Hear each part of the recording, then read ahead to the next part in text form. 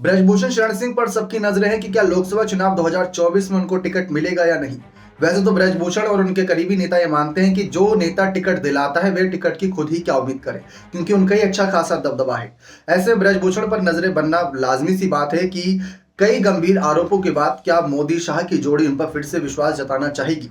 इस बीच एक सवाल किया गया जो हमने अपने आपको पिछली रिपोर्ट में भी दिखाया कि ब्रजभूषण कैसे अमित शाह, योगी आदित्यनाथ और तमाम बड़े नेताओं से मुलाकात कर रहे हैं, लेकिन पीएम मोदी के सामने जाने से बच रहे हैं या उनसे मुलाकात करने से बच रहे हैं। इसके पीछे की वजह उन्होंने बताई कि वे इसलिए बच रहे हैं क्योंकि उनके ऊपर जो आरोप लगे, बीजेपी पार्टी को भी इसमें इन्वॉल्व किया गया। क्योंकि ब्रजभूषण बार बार एक बात दोहरा रहे थे कि मेरे पे जो आरोप लग रहे हैं वो डब्ल्यूएफआई के अध्यक्ष पद पर रहते हुए आरोप लगे, ना कि एक सांसद के रूप में।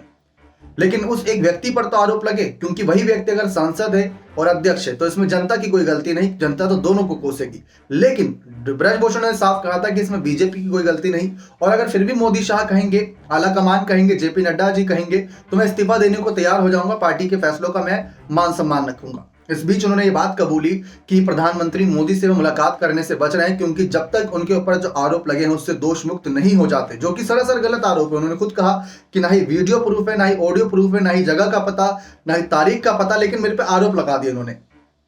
तो इनके आरोपों का ही नहीं पता, लेकिन फिर भी जो आरोप लगे हैं उनको पूरी तरीके से जब तक मैं दोष मुक्त नहीं हो जाता हूं तब तक पीएम मोदी से क्या ही मुलाकात की जाए।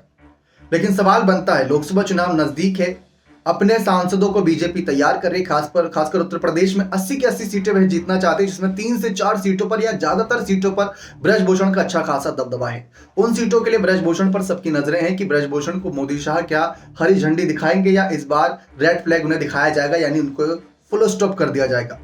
पार्टी के अंदर लगातार उनका दबदबा अच्छा खासा है। ये बात अभी हाल ही में साक्षी मलिक ने कही कि डब्ल्यूएफआई को भले ही निलंबित कर दिया हो, लेकिन खेल मंत्रालय तक पर दबाव डलवा रहे हैं यहाँ पर ब्रजभूषण, इतना ज्यादा उनका दबदबा है। तो सबकी नजरें इसी बात पर है कि मोदी शाह का क्या फैसला होगा। ब्रजभूषण ने तो अपना फैसला सुना दिया, लेकिन क्या पीएम मोदी इन बयानों के बाद ब्रजभूषण पर नरमी बरतेंगे या सख्ती बरतेंगे, क्योंकि अभी तो ब्रजभूषण पीएम मोदी के समर्थन में है, लेकिन एक वो समय भी था जब बीजेपी से निकाले गए थे तो सपा से चुनाव लड़कर साल 2009 में सांसद बने थे। वो समय भी हम सबने देखा हुआ है, लेकिन दोबारा वह समय लौट कर नहीं आया, क्योंकि ब्रजभूषण ने साफ कहा कि बीजेपी मेरे पे फैसला क्यों ही लेगी, मैं क्या दोषी पाया गया हूं, क्या कोर्ट ने मुझे सजा सुना दी है, अगर ऐसा होता तो मैं उसका मान रखता। लेकिन उन्होंने साफ कहा है कि ऐसा कुछ भी नहीं है, अगर मैं दोषी पाया गया, कोर्ट अगर फांसी की सजा तक सुनाएगी तो मैं उस सजा को भी हंसते हंसते स्वीकार करूंगा। ये ब्रजभूषण का ही बयान था। बाकी आपको क्या लगता है कि क्या इन आरोपों के बाद ही पीएम मोदी को कोई एक्शन लेना चाहिए था, या फिर पीएम मोदी जो चुप्पी साधे बैठे थे इस मामले पर, विनेश फोगाट ने, साक्षी मलिक ने उनको कितना कुछ कहा था कि जब हम मेडल लाते थे तो हमें सबसे पहले मुलाकात के लिए, चाय पिलाने के लिए घर बुलाते थे, लेकिन जब आज हम अपना दर्द बयां कर रहे हैं तो वही पीएम आज चुप्पी साधे बैठा है। सवाल पीएम मोदी पर खड़े हुए, क्योंकि ब्रजभूषण तो जनता के बीच अपने सवालों का जवाब दे रहे हैं, लेकिन पीएम मोदी उन्हीं सवालों से बचते नजर आए। बने रहे चैनल के साथ, बहुत बहुत धन्यवाद।